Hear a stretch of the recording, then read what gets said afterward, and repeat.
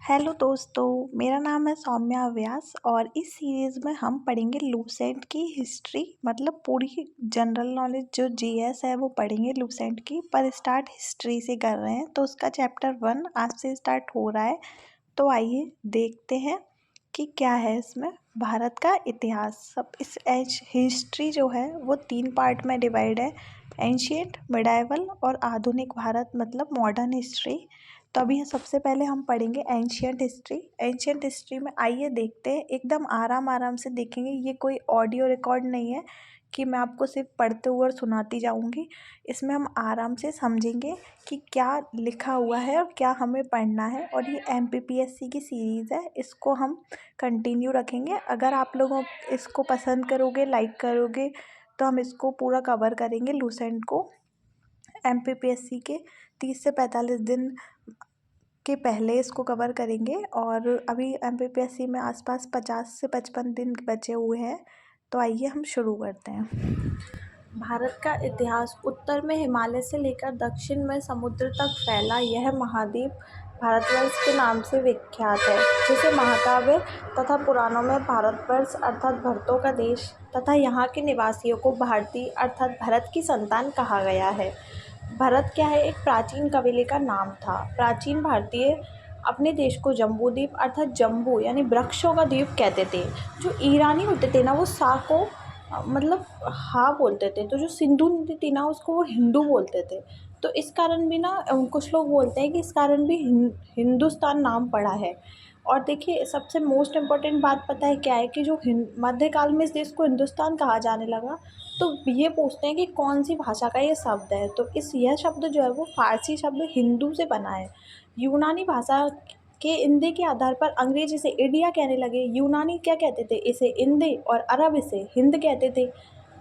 तो क्या हुआ, यूनानी भाषा के इंदे के आधार पर इसका नाम इंडिया भी पड़ा है। विंध्य की पर्वत श्रृंखला जो थी वो देश को उत्तर और दक्षिण 2 भागों में बांटती थी। उत्तर में इंडो यूरोपीय परिवार की भाषाएं बोलने वाले और दक्षिण में द्रविड़ परिवार की भाषाएं बोलने वाले लोग थे। ठीक है, देखिए हम जो है ना लूसेंट की सीरीज़ को ऐसे ऑडियो रिकॉर्ड करके नहीं पढ़ रहे हैं, थोड़ा समझ समझ के पढ़ेंगे। अब देखिए जो भारत की जनसंख्या है ना उसका निर्माण कौन कौन सी नस्लों से हुआ है वो देखिए आप। Proto australoid, paleo mediterranean, caucasoid, negroid और मंगोलॉइड। ये पांचों नस्लों के नाम पता होना चाहिए आपको, जस्ट फॉर इन्फॉर्मेशन। फिर देखिए उसके बाद में 3 भागों में बांटा जाएगा, प्राचीन भारत, मध्यकालीन और आधुनिक भारत। ये हम पहले देख चुके हैं। अब देखिए सबसे पहले इतिहास को 3 भागों में बांटने का जो श्रेय है वो जर्मन इतिहासकार क्रिस्टोफ सेलियरस को जाता है। ये कभी पूछा तो नहीं गया है पर पता होना चाहिए कि क्रिस्टोफ सेलियरस को ही जाता है इतिहास को 3 भागों में बांटने का श्रेय। मतलब प्राचीन, मध्यकाल और आधुनिक भारत। उसके बाद है प्राचीन भारतीय इतिहास के स्रोत, मतलब कि हमें प्राचीन पहले क्या हुआ उनके बारे में जानकारी कहाँ से प्राप्त हुई, तो उसके सोर्सेज क्या थे। तो उसके सोर्सेज देखिए, एक तो थे धर्म ग्रंथ, कुछ थे ऐतिहासिक ग्रंथ, कुछ थे विदेशियों के विवरण और कुछ थे पुरातत्व संबंधी साक्ष्य। देखिए ऐतिहासिक विदेशियों का विवरण से मतलब, विदेशियों के विवरण से मतलब है कि उस टाइम पे जो विदेशी भारत आए थे तो उन्होंने उस टाइम की जो स्थिति देखी, उसका कुछ उस पर कुछ बुक्स लिखी, कुछ रचनाएं लिखी, तो उन पर है विदेशियों का विवरण। और पुरातत्व संबंधी साक्ष्य मतलब कुछ साक्ष्य भी प्राप्त हुए हैं जैसे सिंधु घाटी सभ्यता वगैरह से, तो उन सब के बारे में जो है। और धर्म ग्रंथ जैसे वेद, पुराण, इन सब के बारे में, ऐतिहासिक ग्रंथ, कुछ हिस्टोरिकल ग्रंथ हैं, उन सब से जो जानकारी मिल रही है उस पर डिपेंड करता है। धर्म ग्रंथ और ऐतिहासिक ग्रंथ से मिलने वाली जानकारियों में देखिए सबसे प्राचीन धर्म ग्रंथ माना जाता है वेद को। वेद, इसके संकलनकर्ता कौन थे, महर्षि कृष्ण द्वैपायन वेद व्यास। वेद जो थे वसुदेव कुटुंबकम का उपदेश देते थे। भारतीय परंपरा वेदों को नित्य तथा अपौरुषेय मानती थी। वेद कितने हैं, 4 वेद हैं, यजुर्वेद, सामवेद, अथर्ववेद और ऋग्वेद। ऋग्वेद सबसे इम्पोर्टेंट वेद है। इन वेदों को संहिता कहा जाता था। इन 4 वेदों को क्या कहा जाता था, संहिता कहा जाता था। देखिए ऋग्वेद में अथर्ववेद सबसे बाद का है और ऋग्वेद मतलब वेदों में अथर्ववेद सबसे बाद का है। ऋग्वेद, सामवेद और यजुर्वेद, ये तीनों को त्रयी भी कहा जाता है। ये इसमें नहीं दिया हुआ पर कुछ पॉइंट्स मैं आपको ऐड करके भी इसमें बताऊंगी। और हम ऐसे ही पढ़ेंगे मिला मिला के, एकदम ऐसे ऑडियो बुक में नहीं पढ़ रहे हैं। अब आगे देखिए, भारत का सबसे प्राचीन ग्रंथ कौन सा है? वेद, धर्म ग्रंथ बोलते हैं जिसे। उसके संकलनकर्ता मतलब कि जिन्होंने इसको संकलित किया है, उनका नाम है महर्षि कृष्ण द्वैपायन वेद व्यास। ठीक है। वेद जो है वो वसुदेव कुटुंबकम का उपदेश देते हैं। भारतीय परंपरा वेदों को नित्य तथा अपौरुषेय मानती है। वेद कितने हैं? 4 वेद हैं, ऋग्वेद, यजुर्वेद, सामवेद और अथर्ववेद। इन चारों वेदों को क्या कहा जाता है? संहिता कहा जाता है। अब हम ऋग्वेद के बारे में पढ़ते हैं थोड़ा सा। ऋचाओं के क्रमबद्ध ज्ञान के संग्रह को ऋग्वेद कहा जाता है। इसमें 10 मंडल, 1028 सूक्त, बालखिल्य पाठ के 11 सूक्तों सहित और 10,462 ऋचाएँ भी हैं।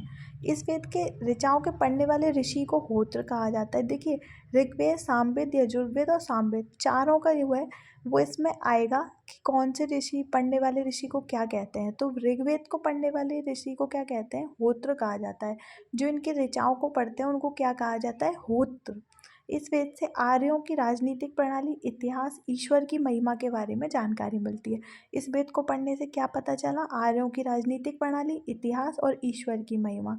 ठीक है। अब देखिए, विश्वामित्र द्वारा रचित ऋग्वेद कि तीसरे मंडल में सूर्य देवता सवित्र को समर्पित प्रसिद्ध गायत्री मंत्र है और नवे मंडल में क्या है? देवता सोम का उल्लेख है। ये ऑब्जेक्टिव में पूछ लेते हैं कि नवे मंडल में क्या है? तो देवता सोम का उल्लेख है। और तीसरे मंडल में क्या है? सूर्य देवता सवित्र को समर्पित गायत्री मंत्र है, मतलब गायत्री मंत्र है। ठीक है। आठवें मंडल में क्या है? आठवें मंडल में जो ऋचाएँ लिखी गई हैं उनको क्या कहा जाता है? खिल कहा जाता है। खिल। इसमें इसके 8वीं मंडल की हस्तलिखित ऋचाओं को खिल कहा जाता है। चातुर्य वर्ण समाज की कल्पना का आदि स्रोत ऋग्वेद के 10वें मंडल में वर्णित पुरुष सूक्त है। चातुर्य वर्ण समाज जो है ब्राह्मण, क्षत्रिय, वैश्य, शूद्र, इसका क्या है? इसकी जो कल्पना है उसका स्रोत क्या है? ऋग्वेद को माना गया है। और ऋग्वेद में भी जो 10वां मंडल है उसमें वर्णित पुरुष सूक्त को इसका क्या माना गया है? स्रोत माना गया है। जिसके अनुसार क्या है? 4 वर्ण है, ब्राह्मण, क्षत्रिय, वैश्य और शूद्र। देखिए फ्रेंड्स, ये जो है लूसेंट के एंशियंट हिस्ट्री जो है इसको हम ऐसे ही कवर करेंगे, पढ़ते हुए धीरे धीरे आराम आराम से, ताकि ये चीज़ें माइंड में सेट रहें। ये सिर्फ ऑडियो रिकॉर्ड नहीं है कि मैं आपको लाइन बाय लाइन पढ़ के सुनाती जाऊँगी और आप लोग सुनते जाएंगे। इसको हम थोड़ा थोड़ा धीरे धीरे समझ समझ के पढ़ेंगे। तो आइए नेक्स्ट और आगे देखते हैं कि क्या है आगे। देखिए, जो हम ऋग्वेद पढ़ रहे हैं उसी का नेक्स्ट पॉइंट है कि वामन अवतार के 3 पगों के आख्यान का प्राचीनतम स्रोत ऋग्वेद है। क्या है? वामन अवतार जो है उनके 3 पगों का जो आख्यान है, जो कि आप सबने सुना होगा, उसका स्रोत क्या है? ऋग्वेद ही है। और ऋग्वेद में इंद्र के लिए 250 और अग्नि के लिए 200 ऋचाओं की रचना की गई है। प्राचीन इतिहास के साधन के रूप में वैदिक साहित्य में ऋग्वेद के बाद शतपथ ब्राह्मण का स्थान है। प्राचीन इतिहास की अगर बात करें तो उसके सोर्सेज के रूप में वैदिक साहित्य में ऋग्वेद के बाद अगर किसी का स्थान है तो वो है शतपथ ब्राह्मण। ठीक है। अब देखिए, ये जो ऊपर बॉक्स दिया हुआ है इसे हम बाद में पढ़ेंगे क्योंकि ये इतना ज़रूरी नहीं है। अब आ जाते हैं यजुर्वेद पे। यजुर्वेद जो है उसमें है कि जो मंत्र होते हैं और जो बलि के समय जो अनुपालन के लिए जो नियम होते हैं, बलि दी जाती थी पिछले ज़माने में, तो क्या होता था? उसके नियम होते थे और कुछ पाठ किए जाते थे, उनके मंत्र वगैरह होते थे। उन सब का संकलन काय में था? यजुर्वेद में था। इसके पाठकर्ता को अथर्वयु अथर्वयु कहते हैं। देखिए, अथर्वयु कहते हैं। यजुर्वेद में यज्ञों के नियम एवं विधि विधानों का संकलन मिलता है, ये हम पढ़ चुके हैं। बलिदान विधि का भी वर्णन है। एक ऐसा वेद है जो गद्य और पद्य दोनों में है। यजुर्वेद एक ऐसा वेद है जो गद्य में भी है और पद्य में भी है। ठीक है, ये इसकी इम्पोर्टेंट बात है, ये याद रखनी है। अब आ जाते हैं सामवेद पे, फिर उसके बाद पढ़ेंगे अथर्ववेद। सामवेद का क्या है? साम का अर्थ है गान, मतलब कि मुख्यतः यज्ञों के अवसर पर जो ऋचाएँ जो होती थी, जो मंत्र होते थे, उनका संकलन किया जाता था। उनके पाठककर्ता को उदात्त बोलते थे। ऋग्वेद पर आधारित है ये सामवेद जो है, इसका संकलन किस पे आधारित है? ऋग्वेद पे आधारित है। देखिए, सूक्तों की संख्याएँ तो नहीं पूछी जाती हैं, पर इसमें ये ज़रूरी है कि इसे भारतीय संगीत का जनक कहा जाता है। सामवेद को भारतीय संगीत का जनक कहा जाता है। नोट दिया हुआ है एक, यजुर्वेद तथा सामवेद में किसी भी विशिष्ट ऐतिहासिक घटना का वर्णन नहीं मिलता। यजुर्वेद और सामवेद जो है इसमें कोई भी वे मतलब विशिष्ट घटना नहीं घटित हुई थी। अब आ जाते हैं अथर्ववेद पे। अथर्व ऋषि द्वारा रचित इस वेद में कुल 731 मंत्र हैं। देखिए ये मैं पढ़ रही हूँ बस, पर आपको ऐसे मंत्र वंत्र याद नहीं रखने हैं कि कितने हैं, ठीक है। फिर ऋग्वैदिक मंत्रों से भी प्राचीनतर है, जो कि ऋग्वेद में जो मंत्र दिए हैं उनसे भी ज़्यादा प्राचीन है अथर्ववेद के मंत्र। औषधियों का उल्लेख सबसे पहले अथर्ववेद में ही मिलता है। जो औषधियाँ हैं उनके उल्लेख की बात करें तो वो सबसे पहले अथर्ववेद में ही देखने को मिलता है। अब देखिए हम ऊपर वाले बॉक्स की भी बात कर लेते हैं। जो ईसा पूर्व और ईसवी में जिनको डिफरेंस नहीं पता है उसके बारे में भी बात करते हैं। देखिए क्या होता है, जैसे कि महात्मा बुद्ध का जन्म 563 ईस्वी में हुआ और उनकी मृत्यु हुई 483 ईस्वी में। मतलब कि ईसा मसीह के जन्म के 563 वर्ष पहले महात्मा बुद्ध का जन्म हुआ और 483 वर्ष पहले मृत्यु हुई, ठीक है। उल्टा गिनते हैं, ईसा मसीह की जन्म तिथि से आरंभ हुआ तो बोलते हैं सन, ईस्वी, है ना। इसको क्या बोलते हैं, ई से दर्शाते हैं। ई को लैटिन भाषा के एडी यानी कि एनो डोमिनल, जिसका अर्थ है in the year of Lord Jesus Christ, ठीक है, ऐसे दर्शाया जाता है इसको। अब देखिए मेन मुद्दा ये है, इसमें मैं आपको ये बताना चाहती हूँ कि ईसा मसीह के जन्म के बाद की जो चीज़ें हैं उनको ईसवी में दर्शाया गया है और पहले की जो चीज़ें हैं मतलब महात्मा बुद्ध उनको ईसा पूर्व में दर्शाया गया है, ठीक है। देखिए ईसा मसीह के जन्म तिथि से आरंभ हुआ सन क्या बोलते हैं, उसको ईसवी बोलते हैं, और उसके पहले महात्मा बुद्ध के टाइम पे ईसा पूर्व बोलते थे, मतलब इनके जन्म से इतने समय पहले ऐसा हुआ था, ठीक है। तो ऐसे बोला जाता था। तो ये देखिए इसको हम बहुत इजी वे में पढ़ रहे हैं। आपको ये सीरीज़ पसंद आएगी तो हम इसको ज़रूर कंटिन्यू रखेंगे अगर इस सीरीज़ में अच्छा रिस्पॉन्स देखने को मिलेगा तो। वैसे तो मैं ये सीरीज़ OBS स्टूडियो से रिकॉर्ड करने वाली थी, पर अभी हो क्या रहा है कि OBS स्टूडियो मैंने अभी लैपटॉप में डाउनलोड किया है, पर उसका मुझे उतना सेटिंग्स अभी समझ में नहीं आ रहा है, और अभी रिसेंट में एग्ज़ाम है 45 दिन बाद, तो मैं अभी उसमें उतना ज़्यादा टाइम वेस्ट नहीं करना चाहती, और इस वजह से मैं अभी इसी से ऑडियो रिकॉर्ड कर रही हूँ ये वाली वीडियो के लिए। आइए अब हम नेक्स्ट देखते हैं कि जो अथर्ववेद है उसमें भी आगे और कुछ दिया हुआ होगा लूसेंट में, तो हम वो देखते हैं। बहुत ही अच्छे से लूसेंट को पढ़ेंगे, हम पूरी सीरीज़ कंप्लीट करेंगे। जिनको भी आलस आता है वो इसे देख सकते हैं। ऐतिहासिक दृष्टि से अथर्ववेद का महत्व इस वो बात में है कि इसमें सामान्य मनुष्यों के विचारों और अंधविश्वासों का विवरण मिलता है।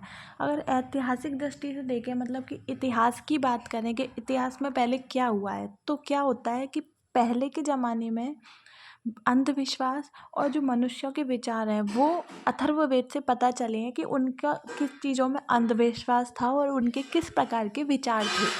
अब आइए, पृथ्वी सूक्त अथर्ववेद का प्रतिनिधि सूक्त माना जाता है। प्रतिनिधि सूक्त माना जाता है अथर्ववेद का क्या, पृथ्वी सूक्त। ये इम्पोर्टेंट फैक्ट है।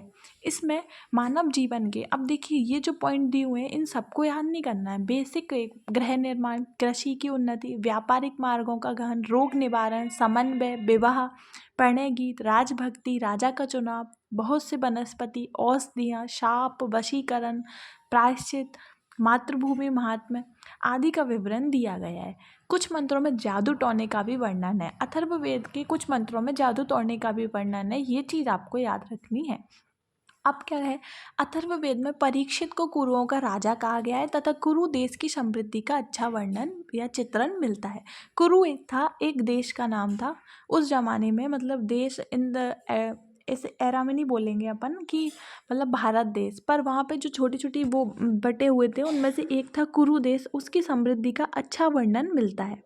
परीक्षित को कुरुओं का राजा भी कहा गया है, ठीक है। इसमें क्या है, सभा और समिति को प्रजापति की 2 पुत्रियां कहा गया है। प्रजापति जो था उसकी 2 पुत्रियां बोला गया, सभा को और समिति को।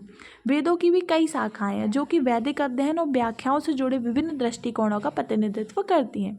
देखिए साकल जो शाखा है वो ऋग्वेद से जुड़ी एकमात्र जीवित शाखा है। साकल ऋग्वेद से जुड़ी कौन सी शाखा है, साकल। यजुर्वेद को शुक्ल यजुर्वेद और कृष्ण यजुर्वेद 2 शाखाओं में बांटा गया है। अब माध्यन्दिन और काण्य शुक्ल यजुर्वेद अथवा वाजसनेय संहिता की शाखाएं हैं। अब देखिए इसको हम अच्छे से देखते हैं। यजुर्वेद को शुक्ल यजुर्वेद और कृष्ण यजुर्वेद 2 भागों में बांटा गया है, यानी कि 2 शाखाओं में बांटा गया है। देखिए शुक्ल यजुर्वेद की शाखाएं दी गई हैं 2। शुक्ल यजुर्वेद यानी कि वाजपेयी संहिता भी कहते हैं इसको, उसकी 2 शाखाएं हैं, माध्यन्दिन और काण्व। माध्यन्दिन और काण्व, ठीक है। अब कृष्ण यजुर्वेद से जुड़ी हुई 2 शाखाएं हैं, काठव और कनिष्ठल, मैत्रेयी और तैत्तरीय, ठीक है। कृष्ण शुक्ल यजुर्वेद की कौन कौन सी हैं, माध्यन्दिन और काण्व, ये क्या है, वाजपेयी संहिता की है। अब कृष्ण यजुर्वेद से जुड़ी कौन सी शाखा है, काठक, कनिष्ठल, मैत्रायणी या तैत्तरीय, कौथुम, राणायनीय, जैमिनीय या तलवदार, सामदेव की शाखाएं हैं। अथर्ववेद की शाखाएं हैं शौनक और पैपलाद। देखिए बोलने में थोड़ा सा कन्फ्यूज़न हो रहा है, मैं एक बार और पढ़ती हूँ इसे। अथर्ववेद की शाखाएं हैं शौनक और पैपलाद, पैपलाद और शौनक अथर्ववेद की शाखाएं हैं। कौन सी, शौनक और पैपलाद। कौथुम, राणायनीय, जैमिनीय और तलवकार सामवेद की शाखाएं हैं, ठीक है। अब देखिए क्या है, हम नेक्स्ट देखते हैं कि इसमें और क्या क्या है। अब देखिए ब्राह्मण, आरण्यक और उपनिषद। संहिता के पश्चात जो हुआ, ब्राह्मण, आरण्यक और उपनिषदों का स्थान। संहिताएं मतलब वेदों के बाद किसका स्थान है, ब्राह्मण का, ब्राह्मणों का, आरण्यकों का और उपनिषदों का। इनमें उत्तर वैदिक कालीन समाज और संस्कृति जो है उसके विषय में जानकारी मिलती है, मतलब उत्तर वैदिक काल की समाज के बारे में। अब देखिए ब्राह्मण ग्रंथ वैदिक संहिताओं की व्याख्या करने के लिए गद्य में लिखे गए हैं। वैदिक संहिताएं मतलब वेद, उनकी व्याख्या गद्य में करने के लिए, मतलब कि पद्य में यानी कि संहिताओं में, श्लोकों में दी हुई थी, तो उनको गद्य में, गद्यांश में व्याख्यायित करने के लिए क्या किया गया, ब्राह्मण ग्रंथों की रचना की गई। तो उसमें क्या किया इन्होंने कि प्रत्येक संहिता के लिए अलग अलग ब्राह्मण ग्रंथ की, जिसे सारणी में दिया गया है। अब देखिए आप ऊपर अपन ने पढ़ा वैसा ही है ये। यजुर्वेद के लिए कौन कौन से ब्राह्मण ग्रंथ लिखे गए, ऐत्रेय और कौशितकी, और ऋग्वेद के लिए लिखे गए हैं ऐत्रेय व कौशितकी। यजुर्वेद के लिए लिखे गए हैं तैत्तरीय व शतपथ और तैत्तरीय यजुर्वेद के लिए लिखे गए हैं, और सामवेद के लिए लिखा गया है पंचविश, और अथर्ववेद के लिए गौपथ, सामवेद के लिए पंचविश और यजुर्वेद के लिए तैत्तरीय और शतपथ, और ऋग्वेद के लिए ऐत्रेय व कौशितकी। अब देखिए आगे देखते हैं, इन ब्राह्मण ग्रंथों से हमें परीक्षित के बाद और बिंबिसार के पूर्व की घटनाओं का ज्ञान प्राप्त। अब क्या हुआ, ये गद्यांश में लिखे हो गए, तो हमें क्या पता चला कि परीक्षित के बाद और बिंदुसार के पहले कौन कौन सी घटनाएं हुई, उनके बारे में भी हमें पता चला। अब क्या हुआ, ऐत्रेय में राज्याभिषेक के नियम और कुछ प्राचीन राजाओं के नाम भी दिए गए हैं। अब जो ऐत्रेय ब्राह्मण ग्रंथ है उसमें राज्याभिषेक के नियम दिए गए हैं, और क्या दिया गया है, कुछ पुराने राजाओं के नाम दिए गए हैं। देखिए आपसे ऐसे वो नहीं पूछेंगे पर्टिकुलर, पर ये एक बेसिक नॉलेज होती है जो आपको पता होना चाहिए। अब देखिए ऐत्रेय में राज्याभिषेक के नियम दिए हमने देख लिया। अब देखिए शतपथ में क्या दिया है, गांधार, शल्य, कैके, कुरु, पांचाल, कौशल, विदे, इन राजाओं का उल्लेख मिलता है। काय में, शतपथ में। शतपथ ब्राह्मण ग्रंथ में क्या मिलता है, गांधार, शल्य, कैके, कुरु, पांचाल, कौशल, विदे, इन राजाओं का क्या होता है, उल्लेख मिलता है। वैदिक साहित्य में ऋग्वेद के बाद शतपथ ब्राह्मण का स्थान है, ये हम पहले भी पढ़ चुके हैं। आरण्यक में यज्ञ से जुड़े कर्मकांडों की अभिव्यक्ति है। आरण्यक जो है उसमें क्या है, यज्ञ से जुड़ी हुई जो कांड होते थे, कर्म कांड मतलब क्रियाएं जो होती थी, उनके बारे में बताया गया है। अब देखिए उपनिषदों की संख्या क्या है, 108 है, जिनमें से 13 जो है वो मूलभूत उपनिषद माने जाते हैं। यज्ञ से जुड़े दार्शनिक विचार, शरीर, ब्रह्मांड, आत्मा और ब्रह्म की व्याख्या भी इनमें की गई है। स्त्री की सर्वाधिक गिरी हुई स्थिति अगर कायम है तो वो बताई गई है मैत्रेयी संहिता में से प्राप्त होती। जुआ और शराब की भांति स्त्री को पुरुष का तीसरा मुख्य दोष बताया गया है। अब पहले के ज़माने की बात है, तो इसको हम किसी भी इस पर कोई भी प्रकार के बहस ना करते हुए आगे बढ़ जाते हैं। शतपथ ब्राह्मण में स्त्री को पुरुष की अर्धांगिनी कहा गया है। क्या कहा गया है, अब देखिए कहाँ पे, कहीं पर अर्धांगिनी कहा गया है, काय में, शतपथ ब्राह्मण है। जाबाल उपनिषद में चारों आश्रमों का उल्लेख मिलता है, ये हमको पता होना चाहिए। स्मृति ग्रंथों में सबसे प्राचीन ग्रंथ जो माना जाता है उसे मनु स्मृति को माना जाता है, जो कि शुंग काल का ग्रंथ है, ये पता होना चाहिए। और नारद स्मृति जो है वो गुप्त युग के विषय में जानकारी प्रदान करती है। अब वेदांग और सूत्र, वेदों को भलीभांति समझने के लिए क्या हुआ, वेदांगों की रचना की गई। कौन कौन से, 6, शिक्षा, कल्प, निरुक्त, व्याकरण, छंद और ज्योतिष। ये 6 नाम काफ़ी इम्पोर्टेंट है और आपको याद होना चाहिए। शिक्षा, कल्प, निरुक्त, व्याकरण, छंद और ज्योतिष, शिक्षा, कल्प, निरुक्त, व्याकरण, छंद और ज्योतिष। अब आइए हम आगे देखते हैं कि आगे नेक्स्ट क्या है। देखिए, वैदिक साहित्य को अक्षुण्ण बनाए रखने के लिए क्या हुआ, सूत्र साहित्य का प्रणयन किया गया, मतलब कि इनको वो बनाया गया। तो स्रोत ग्रह धर्मसूत्रों के अध्ययन से हमें यक्षीय यज्ञीय विधि विधानों, कर्मकांड, राजनीति, विधि व्यवहार से संबंधित महत्वपूर्ण बातें ज्ञात करते हैं। इनके अध्ययन से हम क्या ज्ञात करते हैं, कर्मकांड, राजनीति, विधि व्यवहार से संबंधित महत्वपूर्ण बातें ज्ञात करते हैं। प्रमुख सूत्रों में गौतम, बोधायन, आपस्तंभ, वशिष्ठ आदि के नाम विशेष रूप से उल्लेखनीय हैं। सूत्रकार मतलब कि जिन्होंने सूत्र साहित्य की रचनाएं की, उनमें कौन कौन से नाम है, वशिष्ठ, गौतम, बोधायन, आपस्तंभ आदि। सूत्रों में गौतम धर्मसूत्र सबसे प्राचीन माना गया है। गौतम धर्मसूत्र को क्या माना गया है, सबसे प्राचीन माना गया है। अब हम करते हैं बात पुराणों की। पुराने क्या है, भारतीय ऐतिहासिक कथाओं का सबसे अच्छा विवरण जिनमें मिलता है वो है पुराण। इसके रचयिता कौन है, लोमहर्ष और उनके पुत्र उग्रश्रवा माने जाते हैं। इनकी संख्या कितनी है, 18 है। केवल 5 मत्स्य, वायु, विष्णु, ब्राह्मण और भागवत, इनमें राजाओं की वंशावलियां पाई जाती हैं।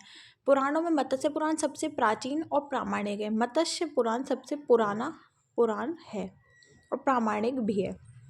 पुराणों में देखिए, पुराण और संबंधित वंश भी पढ़ लेते हैं हम कि विष्णु पुराण में कौन से वंश के बारे में बात की गई है, तो मौर्य वंश के बारे में। मत्स्य पुराण में आंध्र सातवाहन वंश के बारे में और वायु पुराण में गुप्त वंश के बारे में जानकारी मिलती है। देखिए, इनको याद करने की छोटी छोटी ट्रिक्स होती हैं जो कि मतलब इंसान खुद ही बनाता है। तो मैंने पढ़ते टाइम मेरे दिमाग में जो आता था मैं वो वैसे बना लेती थी। तो देखिए, मैं आपको बताती हूँ कि मैंने इसको कैसे याद रखा। वायु मतलब कि जो कि दिखती नहीं है, वायु दिखती नहीं है ना, अदृश्य होती है। और गुप्त चीज़ की भी क्या बोलते हैं, छुपी हुई चीज़। इसलिए इसको ऐसे याद रख सकते हैं कि वायु पुराण में गुप्त वंश की जानकारी मिलती है। ठीक है।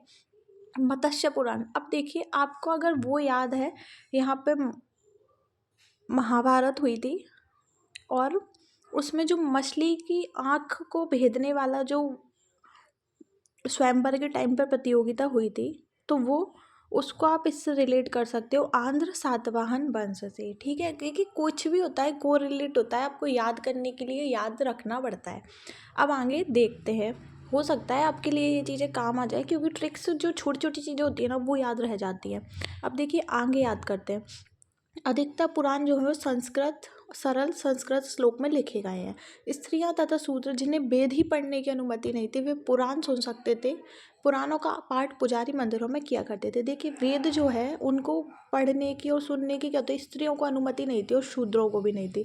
और अब क्या होता है, अब पुराण जो है उनको पढ़ने की अनुमति इन्हें मिल चुकी थी। सामाजिक और सांस्कृतिक दृष्टि से अग्नि पुराण का भी काफ़ी महत्व है। राजतंत्र के साथ साथ कृषि संबंधी विवरण भी दिया गया है इसमें। अभी इतना इम्पोर्टेंट पॉइंट नहीं था। अब आगे देखते हैं, आइए। बौद्ध, जैन और अन्य साहित्य के बारे में भी हम थोड़ी थोड़ी जानकारी एकत्रित कर लेते हैं, आइए। जातक में बुद्ध की पूर्व जन्म की कहानियाँ वर्णित हैं। अगर इस सीरीज़ पर अच्छा रिस्पॉन्स आया ना, तो ये सीरीज़ बहुत ही हेल्पफुल रहेगी और ये मतलब डेली आधे घंटे में पूरी लूसेंट कवर हम कर लेंगे धीरे धीरे करके। देखिए, आप लोग इसमें से पढ़ने के बाद एक बार खुद से भी पढ़ लोगे ना, बहुत ही अच्छा और बेनिफिशियल रहेगा आप सभी के लिए। अब आइए नेक्स्ट देखते हैं। जो जातक है बुद्ध की पूर्व जन्म की कहानियाँ वर्णित हैं, तो ऐसा कैसा क्वेश्चन दिया हुआ था एमपीपीएससी ने 2 से 3 साल पहले कि जातक में बुद्ध की पूर्व जन्म की कहानियाँ वर्णित हैं। ऑप्शन दिए हुए थे कि जातक में क्या है। हीनयान का ग्रंथ कौन सा है, कथा वस्तु, जिसमें महात्मा बुद्ध का जीवन चरित्र अनेक कथानकों के साथ वर्णित है। हीनयान किसका ग्रंथ है, कथा वस्तु का, जिसमें किसके बारे में बात की गई है, महात्मा बुद्ध के बारे में, उनके जीवन चरित्र के बारे में। जैन साहित्य को क्या कहते हैं, आगम कहा जाता है। जैन धर्म का प्रारंभिक इतिहास कल्पसूत्र से ज्ञात होता है। जैन साहित्य को क्या कहते हैं, आगम कहा जाता है। जैन धर्म का जो इतिहास है वो कल्पसूत्र में है और जैन ग्रंथ जो है वो भगवती सूत्र में महावीर, एक और जैन ग्रंथ है भगवती सूत्र। कल्पसूत्र में क्या है, जैन धर्म का प्रारंभिक इतिहास है। भगवती सूत्र में महावीर के जीवन कृत्य तथा अन्य समकालिकों के साथ उनके संबंधों का विवरण मिलता है, मतलब कि महावीर के जो जीवन कृत्यों के बारे में बात की गई है। अर्थशास्त्र के बारे में बात करते हैं कि अर्थशास्त्र के लेखक कौन है? चाणक्य, जिनके अन्य नाम है कौटिल्य, अन्य नाम है विष्णुगुप्त। इसमें क्या है, 15 अधिकरण और 180 प्रकरणों में विभाजित है। बहुत सारे जो नंबर्स होते हैं वो मैं याद करना अधिकतर अवॉइड करती हूँ और आपको भी बोल रही हूँ कि ये याद नहीं करना है, पर 15 अधिकरण और 180 प्रकरणों में विभाजित है, ये नंबर्स आपको याद रखने हैं। इसमें क्या है, मौर्य काल के इतिहास की जानकारियाँ प्राप्त होती हैं। मौर्य काल के बारे में जानकारियाँ जो है इसमें दी हुई हैं। अब आ जाते हैं नेक्स्ट पॉइंट पे। संस्कृत साहित्य में ऐतिहासिक घटनाओं को क्रमबद्ध लिखने का प्रयास जो है वो किसने किया? कलहर ने किया। संस्कृत साहित्य में, मतलब कि संस्कृत में इतिहास की घटनाओं को लिखा गया, किसने लिखा? सबसे पहले कलहन ने लिखा। कलहन ने द्वारा एक पुस्तक लिखी, राजतरंगिणी यानी राजाओं की नदी। इस ग्रंथ में क्या हुआ? 8 सर्ग है जिन्हें तरंगों की संज्ञा दी गई है। देखिए, इसको याद नहीं रखना है। इसमें प्रारंभ से लेकर 12वीं सदी तक के कश्मीर के शासकों का वर्णन है। ये याद रख सकते हो आपके राजतरंगिणी में क्या है, तो कश्मीर के शासकों का वर्णन है 12वीं सदी तक के। ठीक है। अरबों की सिंध विजय। अब अरब जो थे, अरबों ने क्या किया, सिंध पर विजय प्राप्त की थी, उसका वृत्तांत चचनामा में मतलब लिखा गया है। तो उसके लेखक कौन है? अली अहमद। अब अष्टाध्यायी के बारे में बात करते हैं। संस्कृत भाषा व्याकरण की पहली पुस्तक है जिसमें कि संस्कृत भाषा व्याकरण के बारे में चर्चा की गई है। उसके लेखक है पाणिनि। मौर्य के पहले का इतिहास और मौर्य के युग की राजनीतिक अवस्था की जानकारी इसमें मिलती है कि किस प्रकार के मौर्यों की राजनीतिक व्यवस्थाएं थीं, और पहले मौर्य के पहले का इतिहास भी इसमें देखने को मिलता है। अष्टाध्यायी जो है इसमें पहली बार लिपि शब्द का प्रयोग हुआ है। अभी तक ये क्वेश्चन मेरे देखने में नहीं आया, पूछा गया है, पर लिपि शब्द का प्रयोग हुआ है। कात्यायन की गार्गी संहिता क्या है? एक ज्योतिष ग्रंथ है। गार्गी संहिता क्या है? एक ज्योतिष ग्रंथ है। इसमें फिर भी इसमें क्या हुआ है, जो यवन आक्रमण हुए थे उनके बारे में इसमें जानकारी दी गई है। अब पतंजलि जो थे वो पुष्यमित्र संघ के पुरोहित थे, मतलब पुरोहित यानी पंडित थे। इनके महाभाष्य से शुंगों के इतिहास का पता चलता है। शुंग जो था, शुंगों के इतिहास के बारे में जानकारी मिलती है, यानी शुंग वंश था उसके बारे में जानकारी मिलती है। अब देखिए, आप विदेशी यात्रियों से मिलने वाली प्रमुख जानकारियाँ। यूनानी रोमन लेखक टेशियस, हेरोडोटस। आगे हम पूरे देखेंगे इसमें। यूनानी रोमन लेखक और भी कहीं कहीं से जहाँ से लोग आए थे, मतलब विदेश से जो लोग आए थे, उन्होंने वहाँ की व्यवस्था के बारे में देखते हुए अलग अलग अपने अपने ग्रंथ लिखे हैं, तो उसके बारे में भी जानकारी मिलती है। और देखिए, जो पतंजलि थे वो पुष्यमित्र शुंगों के पुरोहित थे, और शुंगों के इतिहास की जानकारी हमें कहाँ से मिलती है? इनके महाभाष्य से मिलती है, ये हमको याद रखना है। अब हम याद देखते हैं। यूनानी रोमन लेखक टेशियस, यह ईरान का राजवैद्य था। भारत के संबंध में इसका विवरण क्यों है, इसके बारे में कोई जानकारी नहीं है, इसलिए इसको छोड़ दो। बस इतना याद रखना है कि ईरान का राजवैद्य था। टेशियस कहाँ से आया था? टेशियस कहाँ से आया था, ये इंपॉर्टेंट है। यूनानी रोमन लेखक है टेशियस। अब हेरोडोटस, ये बहुत इंपॉर्टेंट है। इसे एक तो इतिहास का पिता कहा जाता है, इसने अपनी बुक लिखी हिस्टोरी का, और इसे इतिहास का पिता कहा जाता है। भारत फारस के जो संबंध थे 5वीं शती ईसा में, भारत के और फारस के जो संबंध थे उसके बारे में इसने क्या किया है? वर्णन किया है हेरोडोटस या हेरोडोटस ने। ठीक है, इसको क्या बोलते हैं? इतिहास का पिता कहा जाता है। देखिए, ऐसे ही करके आगे भी हम इसी बारे में देखेंगे कि आगे कौन कौन से आए थे। देखिए, सिकंदर के साथ भी कई सारे लेखक आए थे। अब देखिए, अब आगे देखते हैं हम सिकंदर के साथ कौन कौन से आए थे। निरियाकस, आनीसिक्रेटस और अरिस्टोबुलस, ये तीनों नाम बहुत इंपॉर्टेंट है। निरियाकस, आनीसिक्रेटस और अरिस्टोबुलस, ये कौन के साथ आए थे? सिकंदर के साथ में आए थे। अब मेगास्थनीज देखते हैं। मेगास्थनीज आया था, सेल्यूकस निकेटर का राजदूत था। ये कहाँ से आया था? यूनान से आया था। सेल्यूकस निकेटर का राजदूत था, जो किसके दरबार में आया था? चंद्रगुप्त मौर्य के दरबार में। इसने अपनी पुस्तक इंडिका में मौर्य युगीन समाज के बारे में वर्णन किया। मौर्यों के दरबार में आया था तो मौर्य के बारे में जानकारी देगा, ये तो सिंपल सी बात है, पर इसकी बुक का नाम इम्पोर्टेंट है, इंडिका। उसके बाद आया डाइमेकस, ये सीरियन नरिस आंतियोकस का राजदूत था। ये कहाँ से आया था? सीरिया के नरिस आंतियोकस, उन्होंने इसको भेजा था किसके दरबार में? बिंदुसार के दरबार में। इनका विवरण भी मौर्य युग से संबंधित है। अब आए डायोनीशियस। डायोनीशियस जो है वो मिस्र के नरेश टॉलमी फिलाडेल्फस ने के राजदूत थे, इन्होंने भेजा था किसके दरबार में? अशोक के दरबार में। ये तीनों नाम मेगास्थनीज, डाइमेकस और डायोनीशियस काफ़ी इंपॉर्टेंट हैं।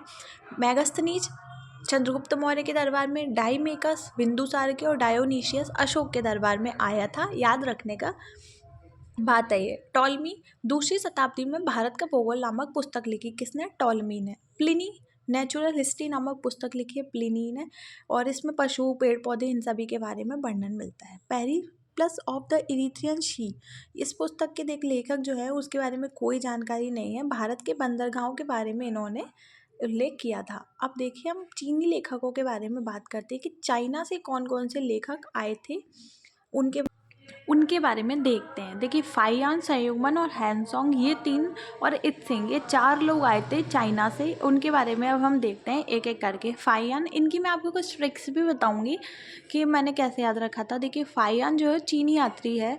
गुप्त नरेश चंद्रगुप्त द्वितीय के दरबार में आया था। इन्होंने क्या किया? मध्य प्रदेश के समाज और संस्कृति के बारे में वर्णन किया। 14 वर्षों तक ये भारत में रहे। ये याद रखना ज़रूरी नहीं है, पर देखिए मैं आपको ये बताती हूँ कि ये किस गुप्त नरेश के शासनकाल में आया था, उसको कैसे याद रख सकते हैं। चंद्रगुप्त किसके टाइम में आया था? ये 2 मतलब सेकंड, यानी कि दोबारा से, है ना, अपन बोलते हैं ना दोबारा, वापस। और फाइयन में क्या आता है? फा मतलब फिर से, तो क्या है? फाइयन मतलब चंद्रगुप्त द्वितीय के दरबार में। अब संयुग्मन, किसी के दरबार के बारे में इसमें दिया नहीं है कि किसके दरबार में आया था, बस 518 में आया था और बौद्ध धर्म से संबंधित प्राप्तियां एकत्रित करके लेके गया था। हैंसोंग काफ़ी इंपॉर्टेंट है। हाथ से हैंसोंग और हाथ से हर्षवर्धन, यानी कि हर्षवर्धन के शासनकाल में ये आया था। 629 ईस्वी से चीन से भारतवर्ष के लिए इसने प्रस्थान किया और 1 वर्ष की यात्रा के बाद ये कहाँ पे पहुँच गया? भारत में कपिला में पहुँच गया। देखिए पूरा नहीं पढ़ना है इसमें। नालंदा जिला स्थित नालंदा विश्वविद्यालय में इसने अध्ययन किया। सी की नाम का इसका एक यात्रा वृत्तांत है। इसने क्या किया? हर्ष के काल के समाज और राजनीति के बारे में वर्णन किया। हैंसोंग के अध्ययन के समय जो नालंदा विश्वविद्यालय के कुलपति थे उनका नाम था आचार्य शीलभद्र। विश्वविद्यालय बौद्ध धर्म के लिए प्रसिद्ध था। इत्सिंग 7वीं में आया था, और क्या हुआ? इसने अपने विवरण में नालंदा, विक्रमशिला, इन सब के बारे में वर्णन किया। अब आ जाते हैं अरबी लेखक। अरब से कौन कौन से आए थे? अल-बरूनी।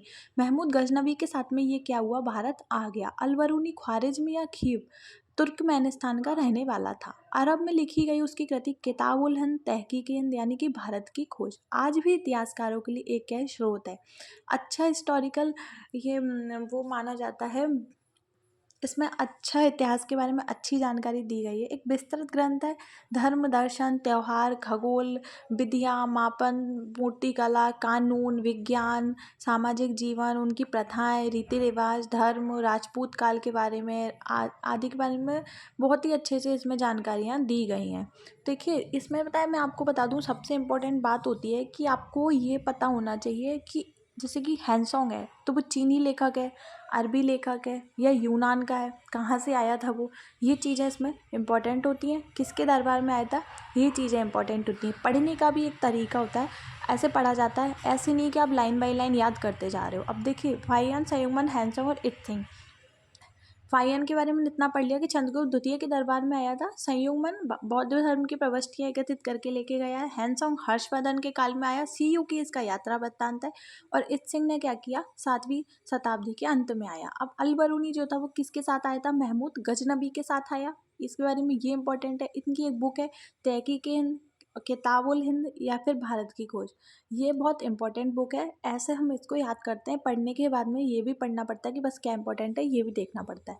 अब देखिए इब्न बतूता जो है वो भी अरबी लेखक ही है, और ये कब आया था? अरबी भाषा में इसने एक यात्रा वृत्तांत लिखा जिसे बोलते हैं रिहला, रहला, रहला करके। भारतीय उपमहाद्वीप के सामाजिक तथा सांस्कृतिक जीवन के विषय में बहुत ही प्रचुर तथा सबसे रोचक जानकारियाँ इसमें मिलती हैं।